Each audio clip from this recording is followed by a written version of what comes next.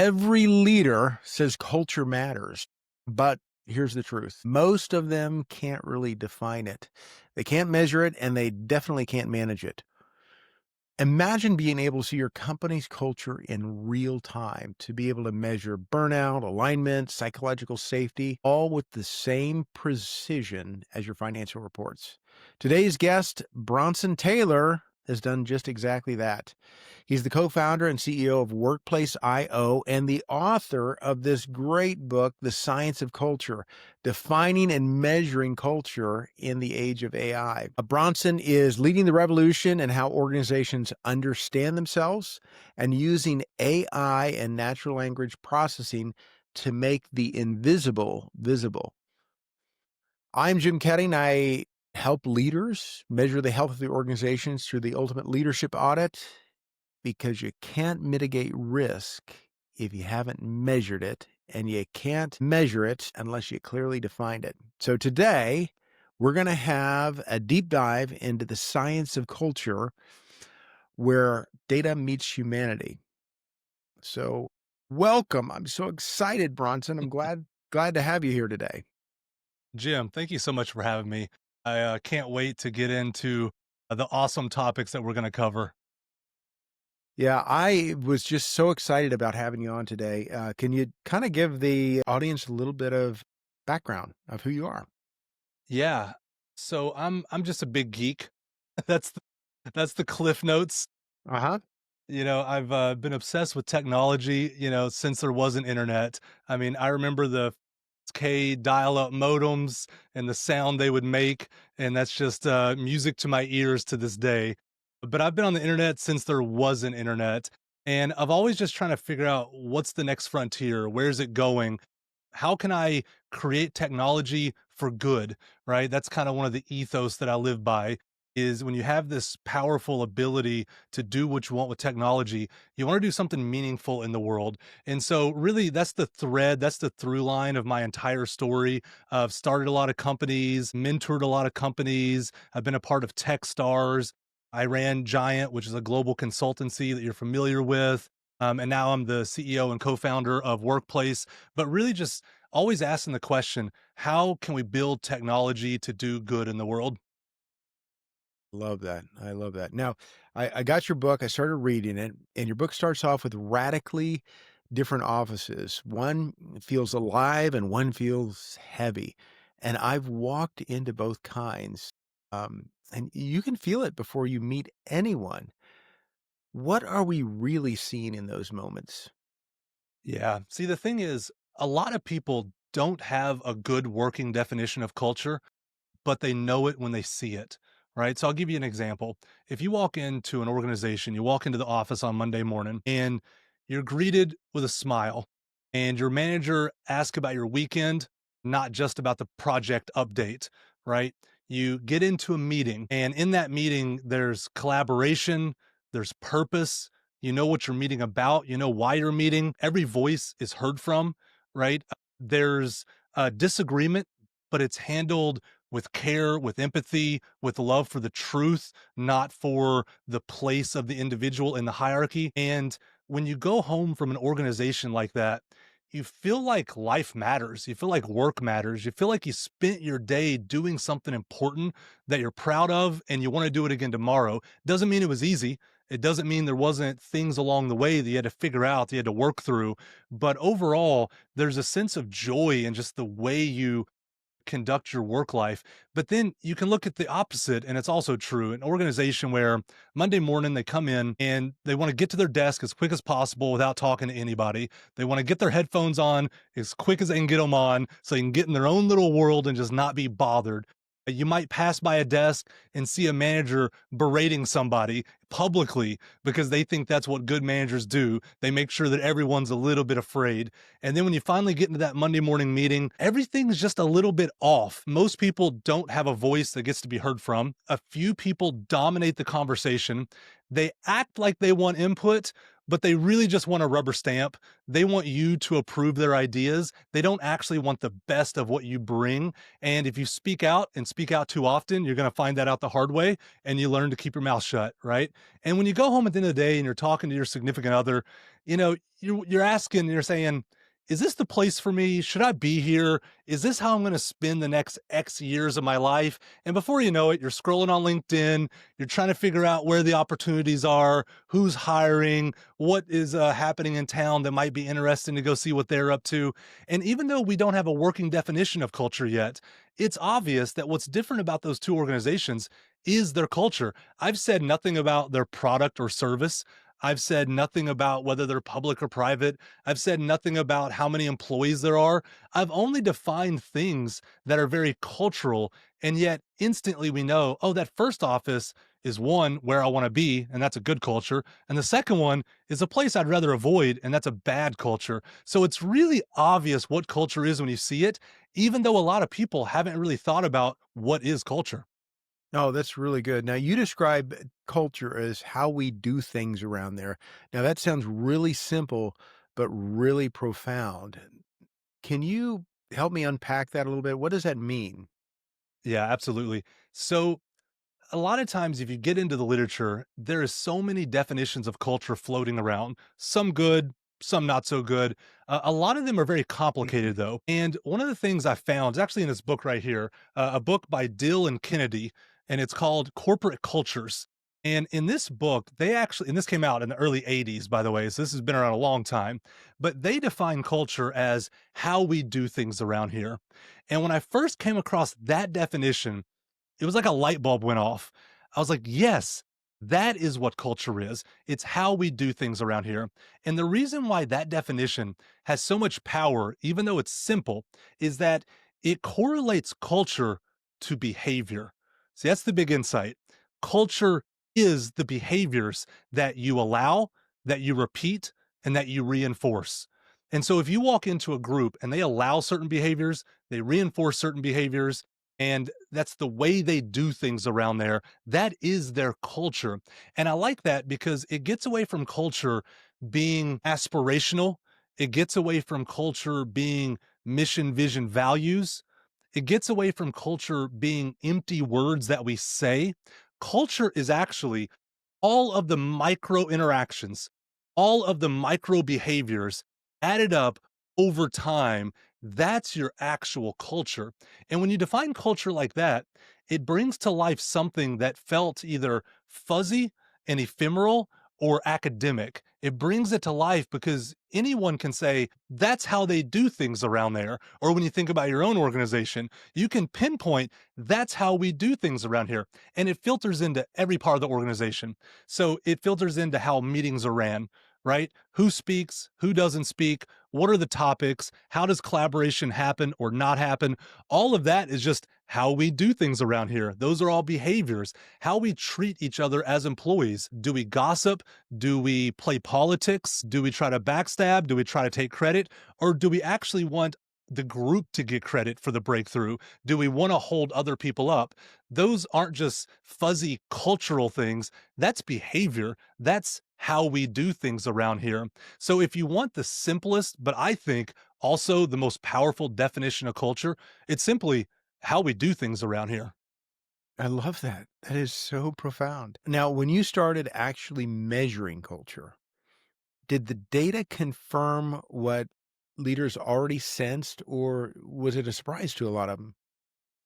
Yeah. So we went on this journey because we were building a product to measure culture, but we first had to define culture and we defined it through how we do things around here, the actual behaviors, like we said. And when we talked to people that led organizations, executives, HR manager, heads of people, just bosses at all layers, they couldn't put their finger on it, but they knew it was behavioral. They knew it was something to do with the way that they actually did things. So we did a deep dive into the literature and what we were looking for is what metrics actually depict how we do things, right? And so that was kind of the lens that we went to the literature with. What metrics would actually measure how actual work happens? And one of the things we found is that there are metrics that really do define how we do things around here.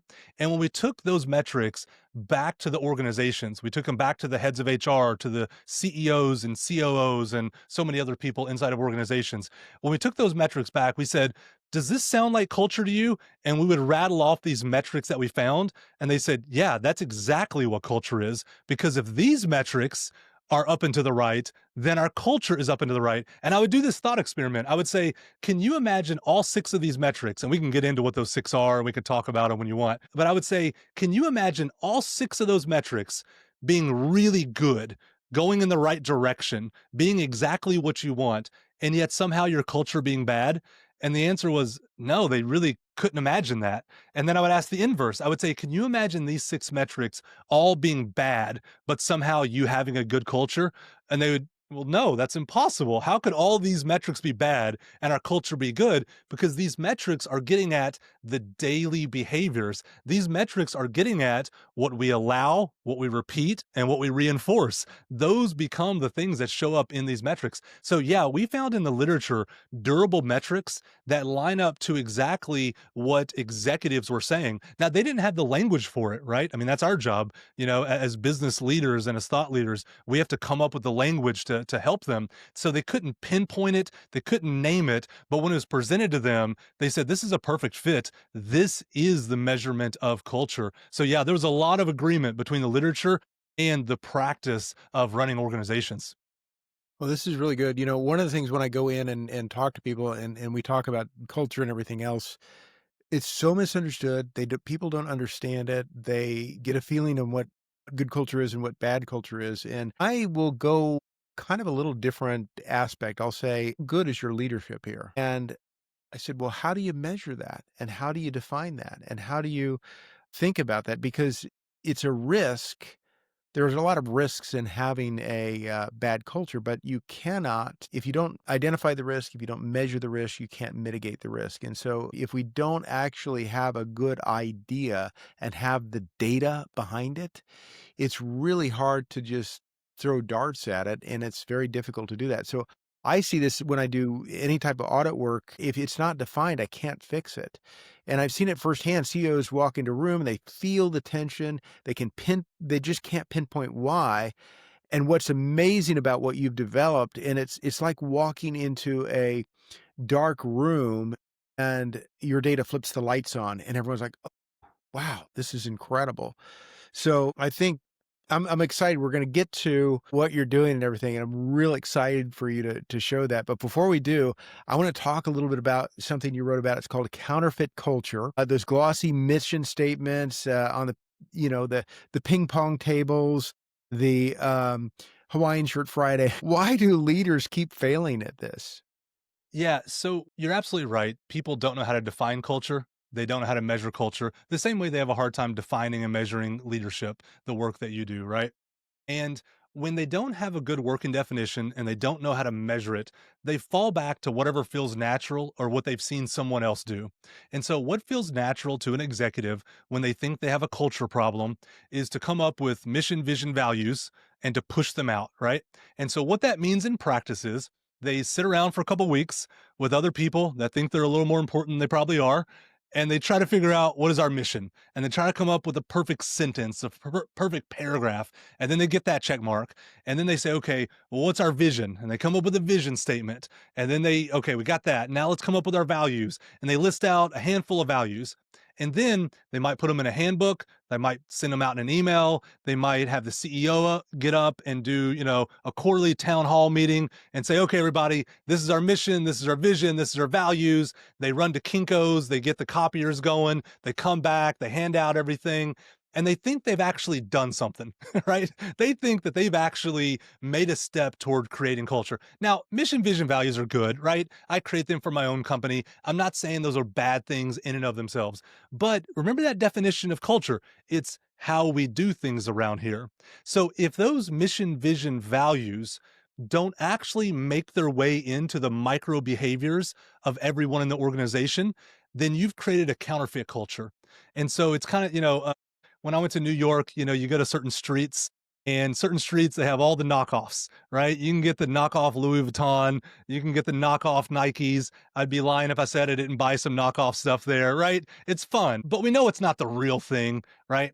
And so what these counterfeit cultures do is they try to convince you it's the real thing because they've thought about it, they've put some words down on paper, they've said it out loud a number of times.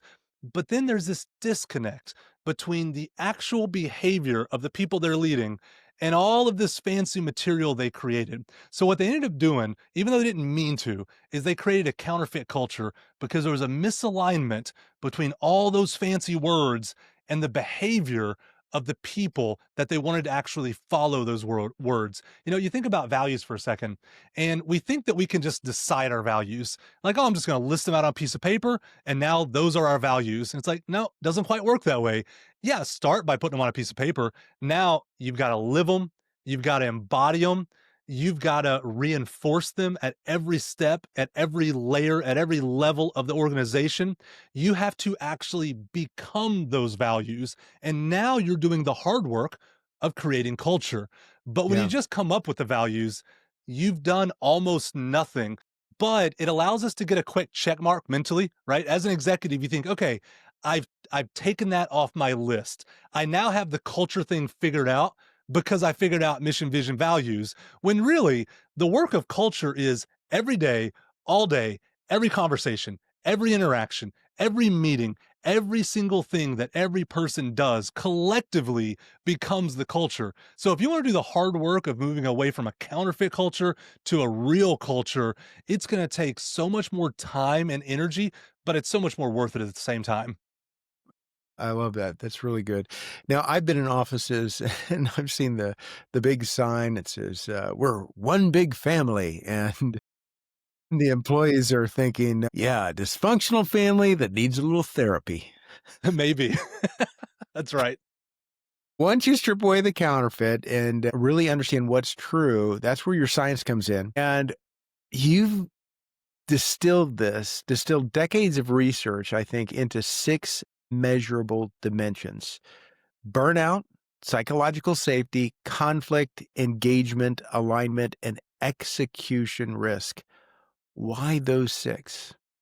Yeah. So we started by looking at actually a lot more metrics Mhm. because, again, we were trying to find which metrics best depict everyday behavior.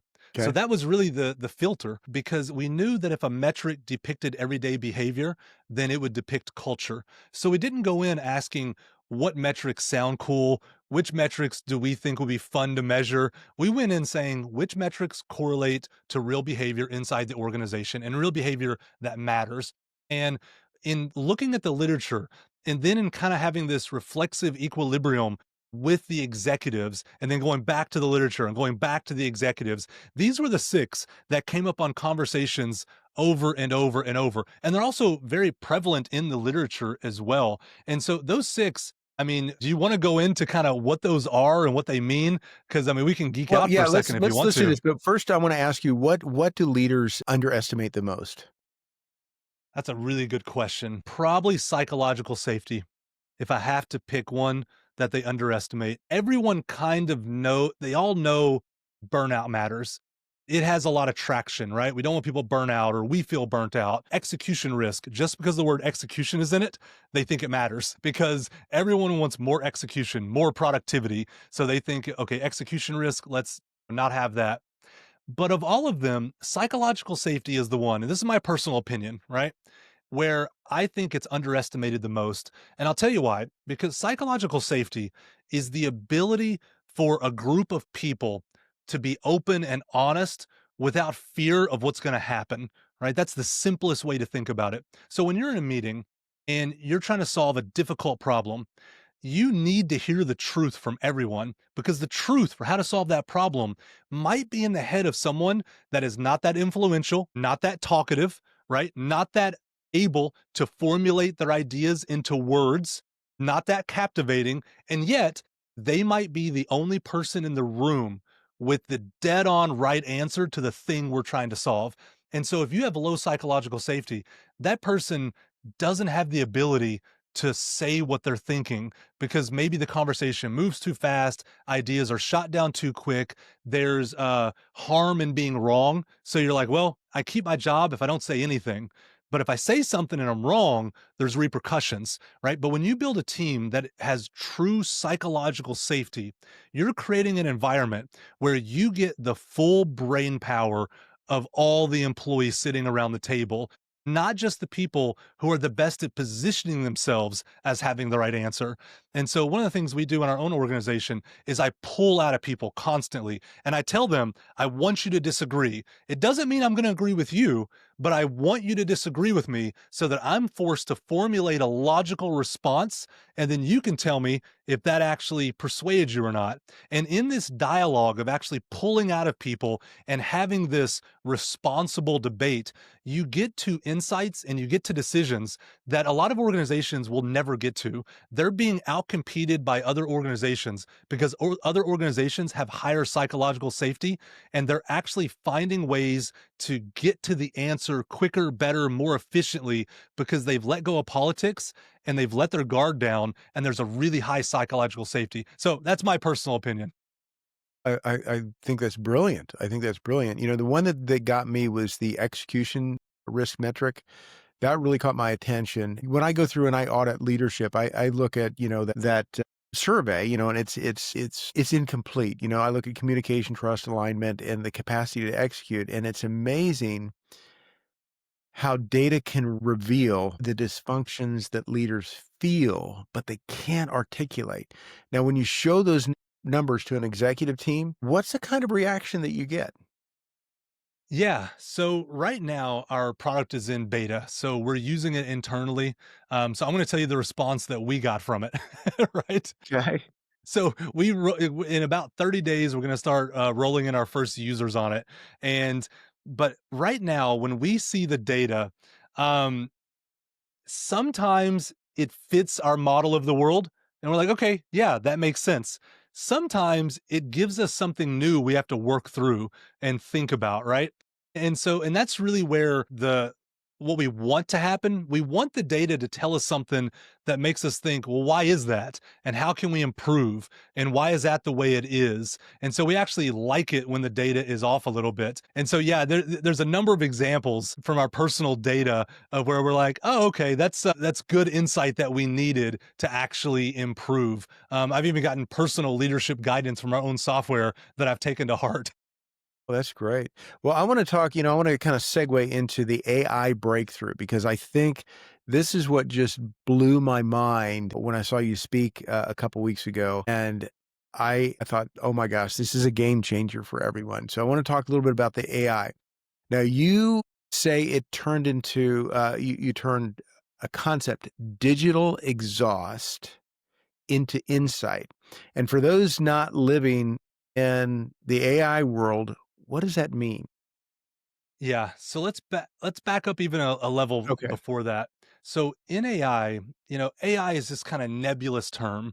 And for a lot of people, it just means chat GPT. That's Okay. become what they mean by AI, right? But AI has actually been a well-defined discipline for decades. I mean, we've been working on it for a number of years. And one of the parts of AI that doesn't get as much attention as generative AI, see, generative AI gets all the hype right now because it's generating new text, it's generating video, it's generating images. But there's a part of AI that doesn't get as much hype called natural language processing. And that's the AI's ability to actually understand human language, right?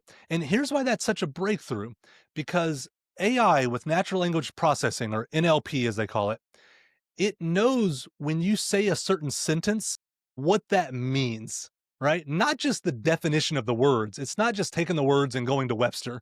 It's actually looking at the context of those words, in the context of that sentence, in the context of your workflow, and it knows what those words mean for the organization.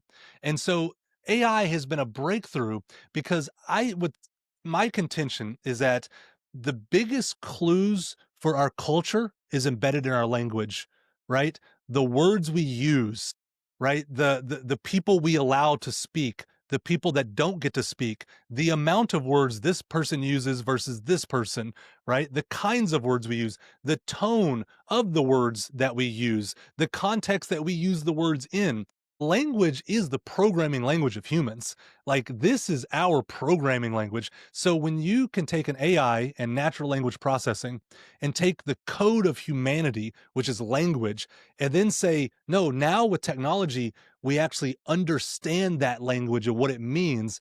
That means we can finally measure culture, because culture is embedded in the language that we use. So that's why it's such a breakthrough, because until a computer can understand human language, you can never fully capture culture in a diagnostic that's really robust. But if AI can measure language, it opens up so many possibilities with measurement in things like culture. Does that make sense? Oh, yeah, that's huge. That word, digital exhaust, Hmm. every Slack message, email, comment leaves clues. And you're getting a lot of that from those things. And I want you to talk a little bit about that, and then a little bit about, where's the line between insight and surveillance? Absolutely. Something we had to think about a lot. Yeah. So, Okay. first, let's back up to digital exhaust.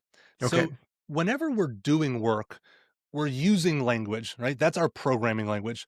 And we're trying to do things like get a project done, right? Okay. But when we do that, we're actually leaving digital exhaust clues about other things, right? So take a car, for example, and it has exhaust. The goal of a car is not to create exhaust. The goal of a car is to get from point A to point B. But in so doing that, it leaves exhaust. Same thing in an organization. Your goal isn't to leave digital exhaust. Your goal is just to get the project from point A to point B. But in so doing that, you leave all this exhaust behind you, all this language that can tell us, are you burnt out? Is there psychological safety? Is this employee engaged? Is this team engaged? Is this team aligned? See, all that stuff is in the digital exhaust. All the language that you're using to move the car from A to B. It wasn't the goal to create all this exhaust, but you created it nonetheless. And so that's what digital exhaust is. And so AI is able to look at the digital exhaust inside of Slack, inside of Microsoft Teams, inside of a Zoom transcript, all the places where collaboration is already happening. It can look at that digital exhaust and then actually say, okay, this is what it means for the culture. This is what it means against the metrics that describe how we do things around here, which is our culture. And so that's how digital exhaust kind of fits into it. Digital exhaust isn't the thing, but it's the thing with all the clues because of the projects that we're trying to move from A to B. Now you mentioned, surveillance. Does this get into Big Brother territory, right? Well, yeah, And I'm looking at insight versus surveillance, so I yeah, think that there's a line between there. yeah, absolutely. So this is one of the things when we first started developing our product, it was more surveillance than it is now. And we actually pulled back the reins on it so that it could be far less surveillance and only used in situations where it can lift up the culture. So one of the things that we talk about is we're not trying to call out people with when we look at this data. So what that means is the software, it doesn't actually store what any individual says. So your data is not in some database somewhere. So we can't pull up, "Oh, Jim said XYZ." We don't know Jim said XYZ. Here's what we know. We know that a team that Jim is on is experiencing burnout. And that's something we can intervene and help that team with. So all of the insights bubble up to the team level, to the group level. The insights do not live at the individual level. So you can't use software to pull up a report on an individual. Now, I have some executives that wish it did, but we've decided it's not going to, because Mhm. that's an ethical line that we don't think is good. Our goal is not to call people out. Our goal is to shine a light, like you said earlier, shine a light on what the culture really is so that leaders that care can get involved and fix the culture that's affecting people's real lives. The goal is for leaders to do better, not for employees to be called out. This is a tool for us to see what is true in the culture so that we can just lift everyone up. It's not a tool for surveillance. And so we built in a lot of precaution so that ourselves and the organizations that use our software, they will never know what an individual is doing, because that's not what it's built for. And so it really is about insights, to use your word, insights at the group level level, not surveillance at the individual level. Yeah, I think that a tool like that builds more trust than triggering fear. So basically, what you're doing is AI is reading the room, and when the room's slack, does it ever pop up and say, "Oh, Jim's about ready to revolt"? No, no, it doesn't, right? What it would do, let's say you said something, in Slack or in Microsoft Teams that let's say you went on a tirade, I hate it around here, everything is terrible. I'm going to take some employees with me and we're going to leave, whatever. You just had a terrible message inside of Slack. It would scan it for 1,226 signals that we can find in those 6 metrics. So it's looking at every message and saying, do we see one of these 1,226 signals? Now, a message like that would have a number of signals found in it, right? A number of negative signals would be found, but we wouldn't say, hey, this negative signal is associated with Jim. What it would do is it would say, this signal, which is a signal of misalignment, because you're getting ready to leave the organization and you're not in agreement with anything, it's in a group that Jim is a part of. So this group has misalignment, but Jim doesn't have misalignment. And so we're looking at signals in those messages, but we're not storing the message itself. We're storing the signal that it finds, and we're bubbling that up to the group level. And so, yes, you would affect the scores of your culture by sending messages like that, but it wouldn't affect anything personally for you. It would just be a tool to increase the culture of that group.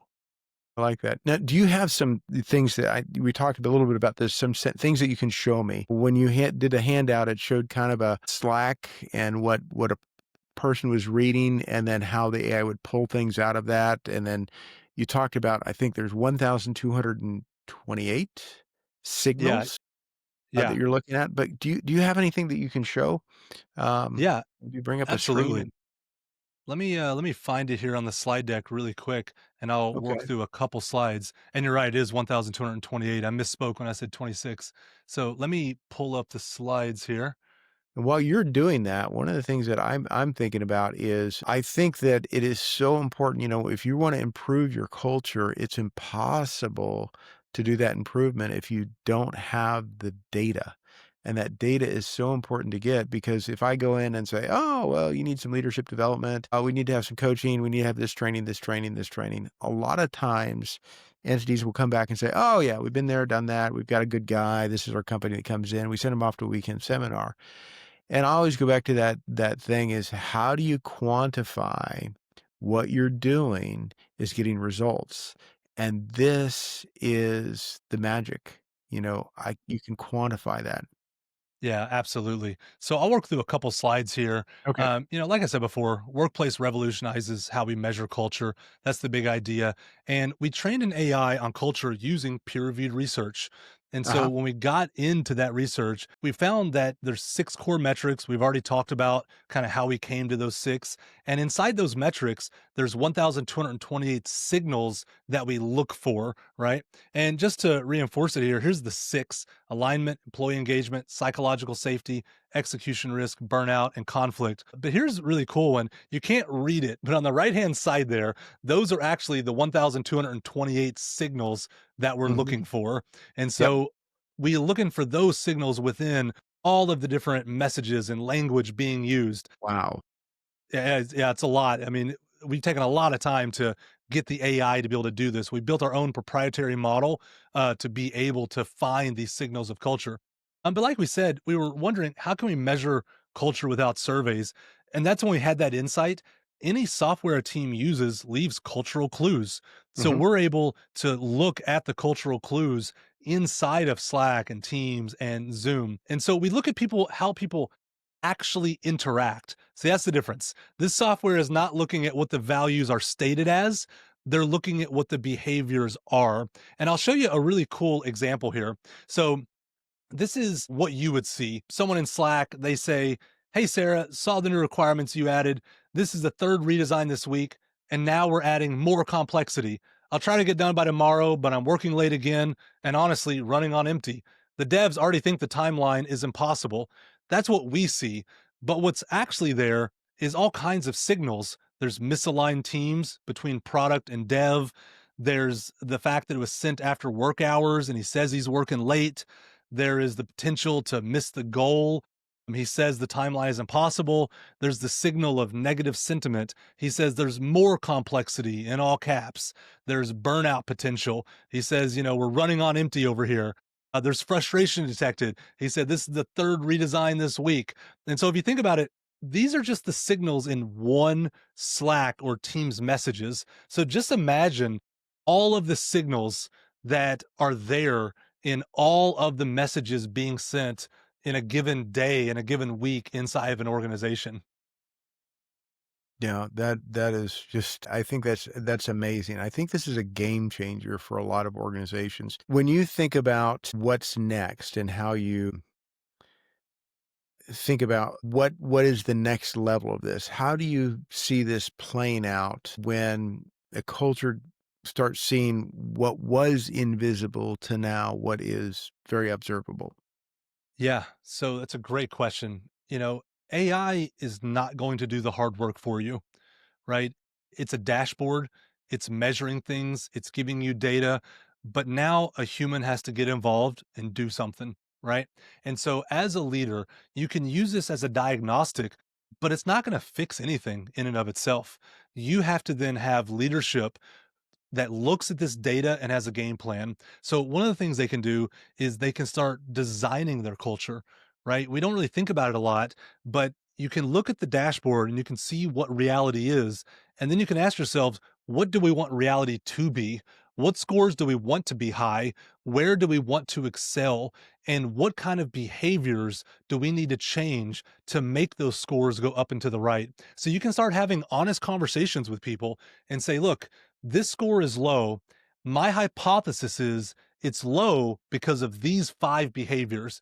Let's work on changing these behaviors and let's check in next month and see if that metric is still low or not, right? So you're starting to design the culture that you want to be true, but you're not just hoping it's true by creating values, right? You're actually saying, no, culture is about behavior and this score is low. So what are the finite, definite, discrete, tangible behaviors that we can start changing, which is changing how we do things around here, that's then going to show back up in the data, right? And so you can just be proactive about how you design things. As a leader of a large organization, you can see where groups need your help, right? You can see that, okay, this group is actually doing really well, but this other group over here, they need help. And again, it's not to call them out, it's to call them up. It's so you can get involved and help them understand the way you want things to be done around there, right? Maybe as a leader, what's happening on the ground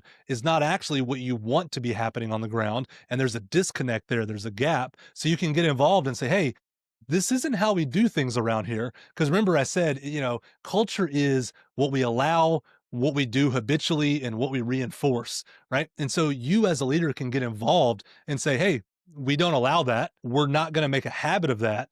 And we're definitely not going to reinforce that bad behavior through incentives or other things. But a lot of times, corporations actually have incentives that create bad cultures. And so you have to make sure that your incentives are aligned with a good culture. If you have a grow at all cost culture, then that's going to be hard to do and still have some of these things like psychological safety or alignment, right? And so as a leader, it gives you a dashboard to design the culture that you want to be true.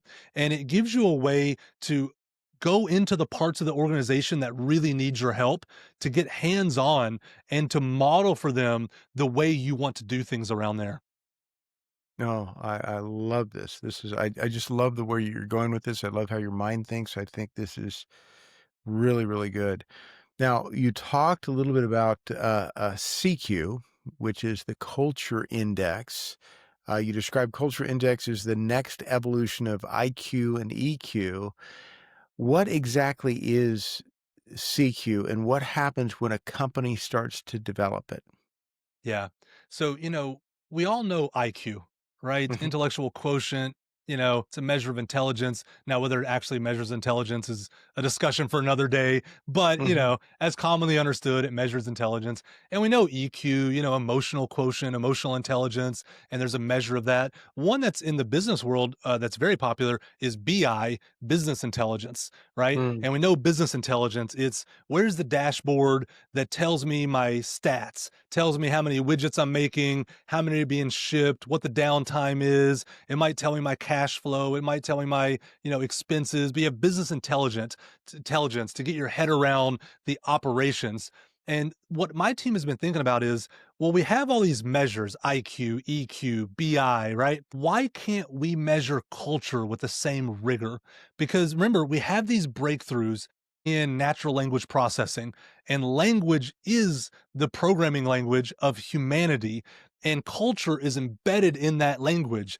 And there's 6 durable metrics to measure that language against. And once we started putting all the pieces together, we realized these weren't discrete pieces. These formed a whole picture that when you look at all those things I just listed off, that you could actually have a dashboard of cultural intelligence, or CQ, the same way you have a business intelligence dashboard. So you can log in as an executive and say, I have my BI dashboard, I have my CQ dashboard. They're both really important. You should know the numbers of your operation, right? You should know the numbers of your finances.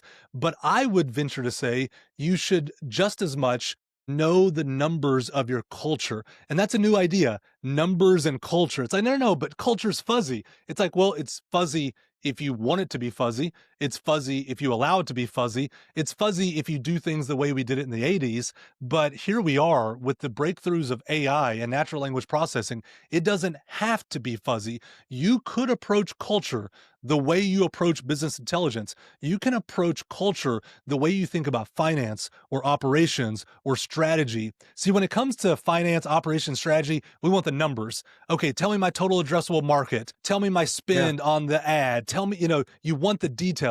When it comes to culture, nobody says, just give me the data, because there isn't data. And so they say, okay, just tell me your feelings. Right. And so you end up with all these anecdotes kind of floating around. So we think that there is a discipline called cultural intelligence that gives a rigor to culture and defines it numerically the way we define business intelligence or other kinds of quotient.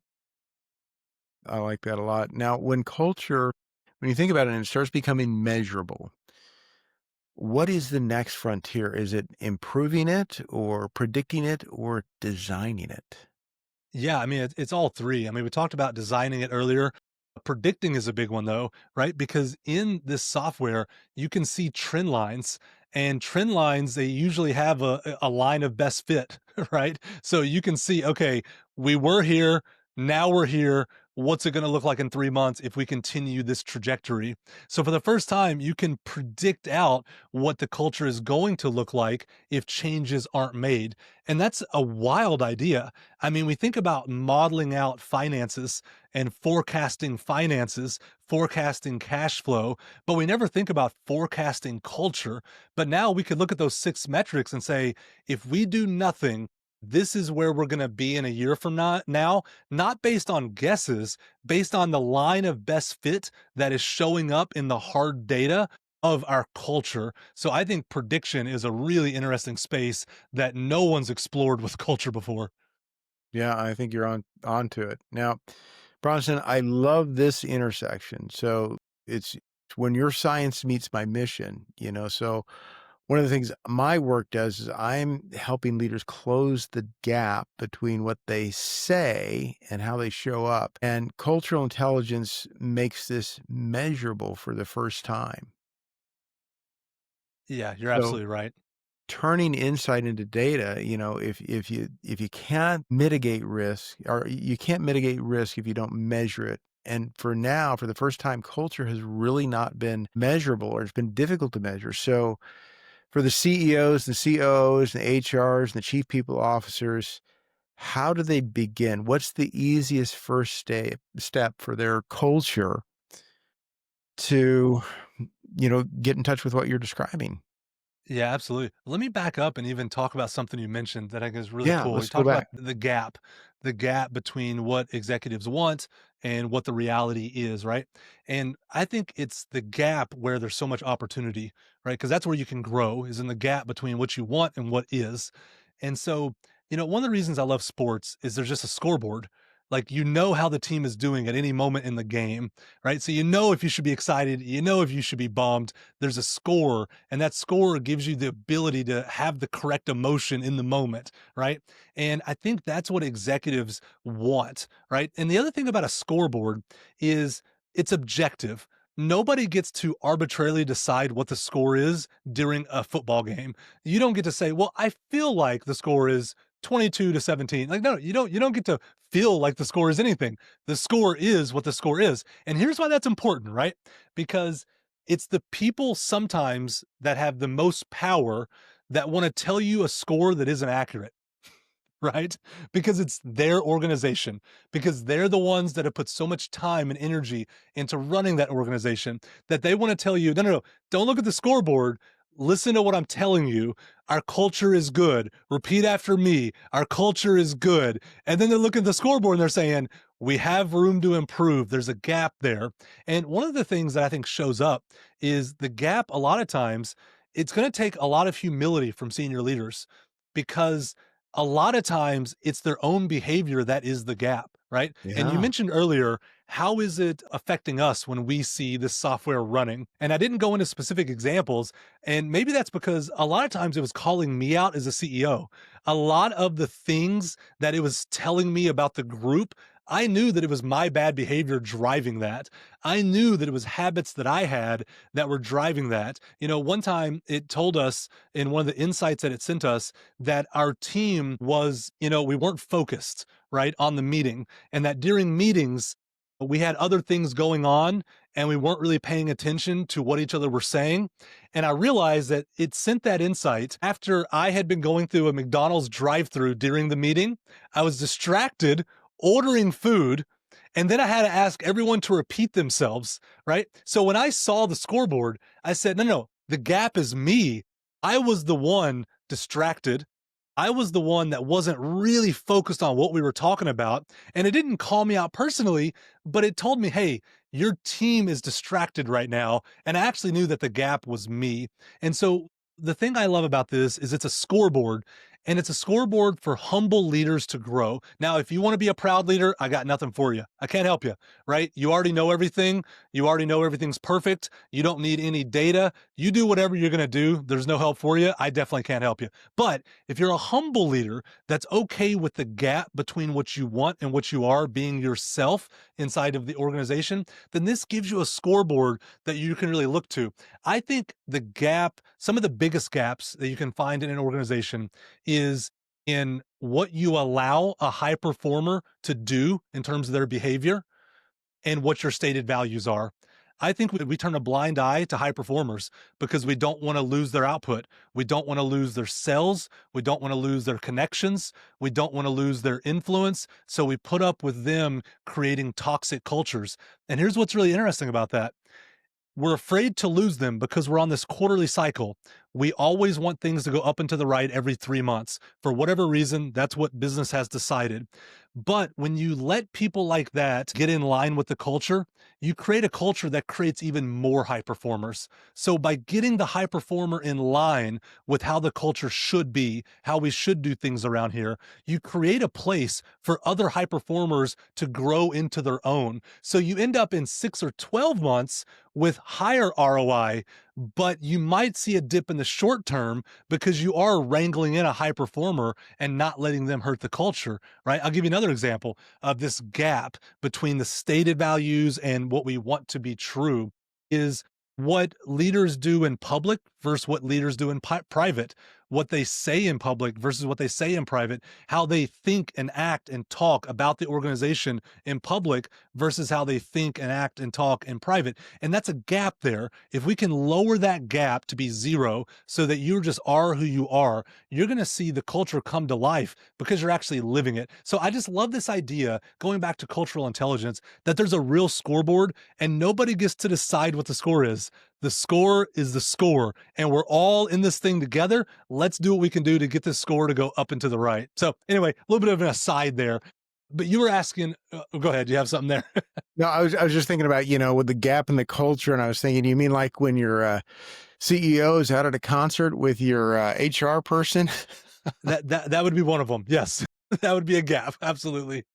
No, I was laughing. I was laughing because you said you were going through the McDonald's drive-through, and to segue a little bit, I was doing the exact same thing, and one of my persons that was in the meeting knew that I was at McDonald's drive-through, and so he started shouting really loudly the orders, and the McDonald's person was like, "Okay, 12 Big Macs, 15 fries."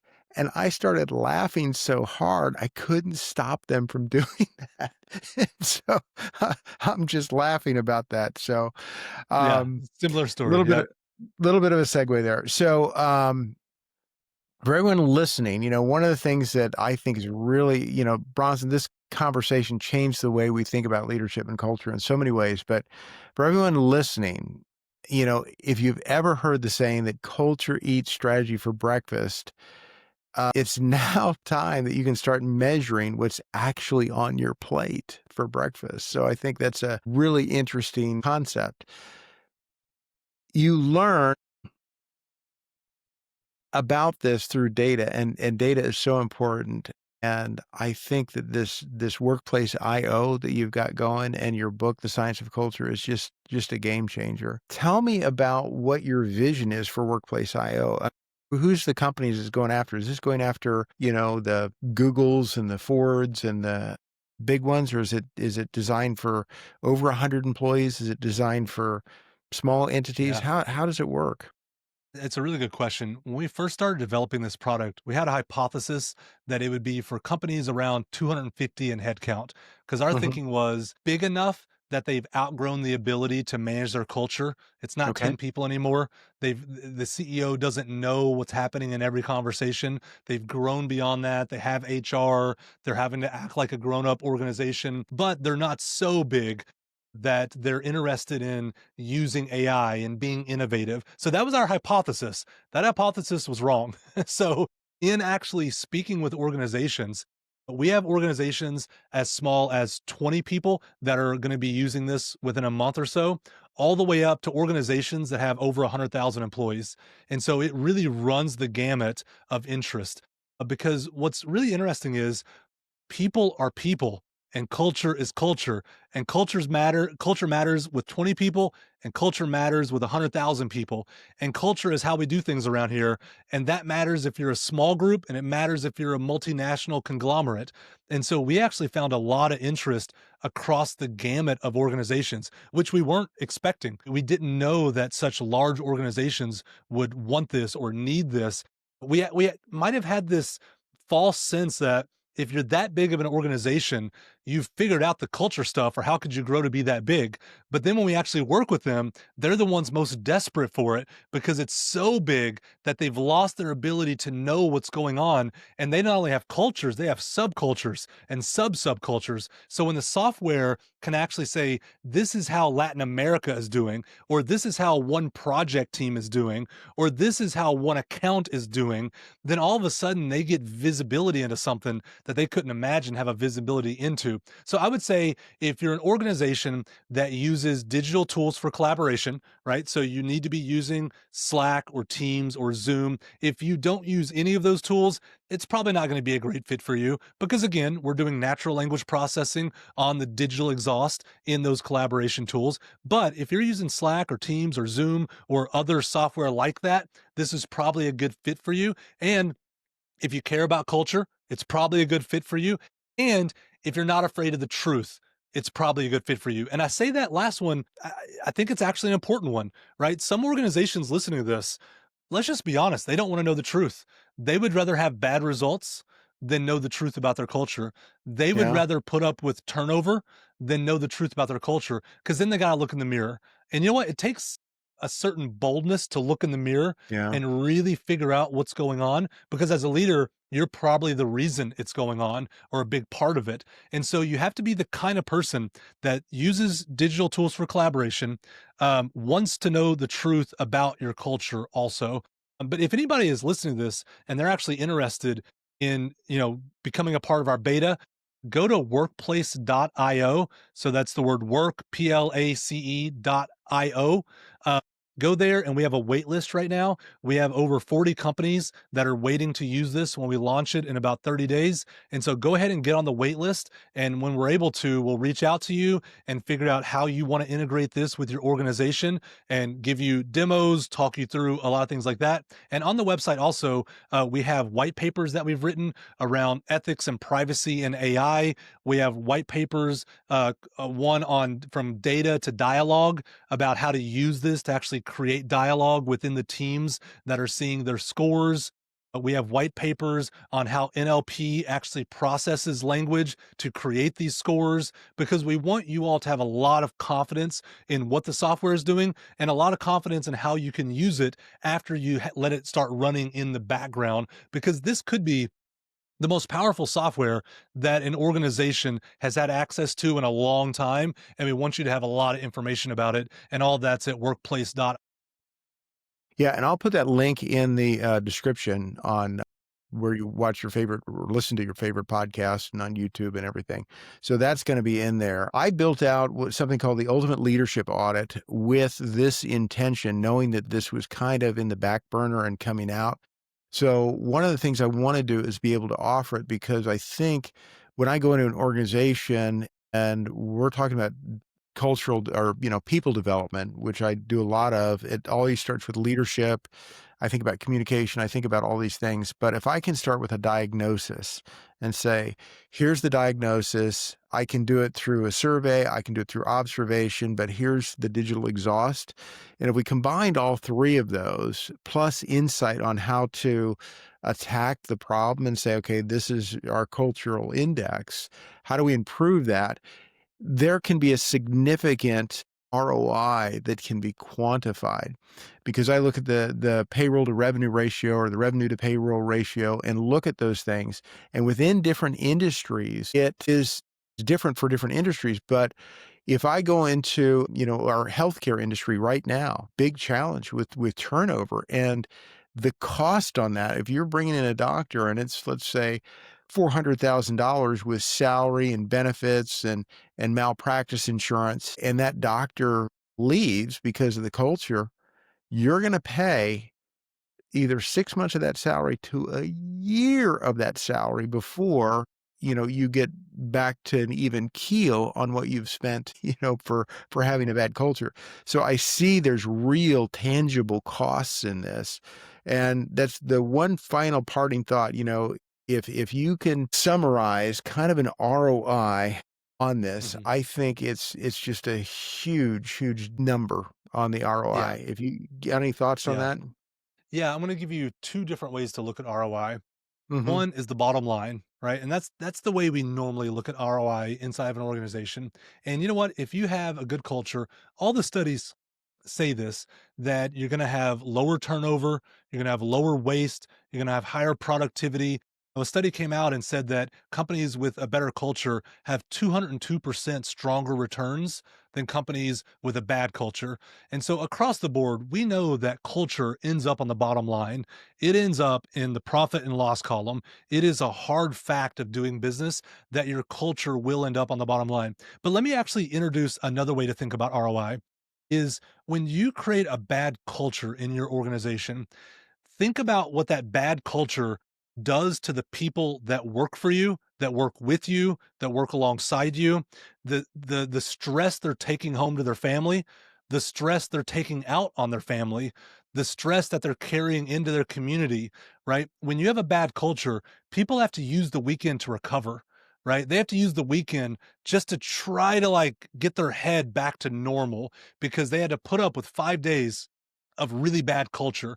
And so on the weekend, instead of being engaged with their kids, instead of being a part of their family, instead of doing things they actually enjoy with a clear mind, they're replaying conversations from the week, right? And so Mm. the ROI on humanity matters also. So yes, it's going to end up on the bottom line. You're going to make more money. If you're only about money, you're going to make more money if you have a good culture, right? If you just want the straight throughput from culture to ROI, there it is. But I would say when you create a good culture, you're doing something more profound than you can ever know. You know, one of the things I teach people when I teach leadership is I say if you're a boss of people, be really careful what you say on a Friday because there's going to be people that think about it all weekend long.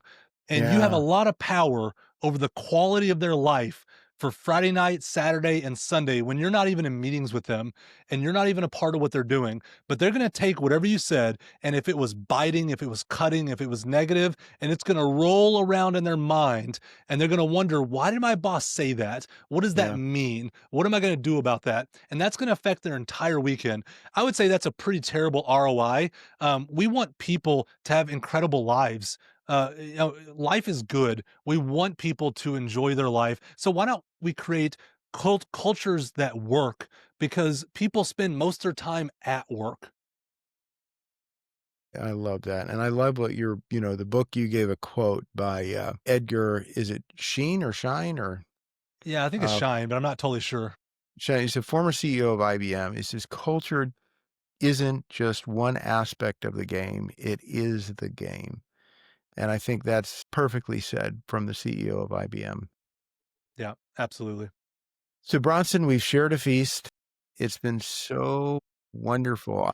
Every time I talk to you, I just get so excited about this because I think this is a game changer for, this is a world changer. And I love how you ended this talking about it's not just about the bottom line on the corporate profit, it's the bottom line on, our whole world. How do we make this world a better place? And I think that you're on a mission, and I think this product is one of those things that does that. Yeah, well, Jim, I really appreciate you having me on today. It's been great interacting with you as somebody who's very enthusiastic about what we're building. It was great catching up with you a couple weeks ago, and let's do it again sometime. All right. Until next time.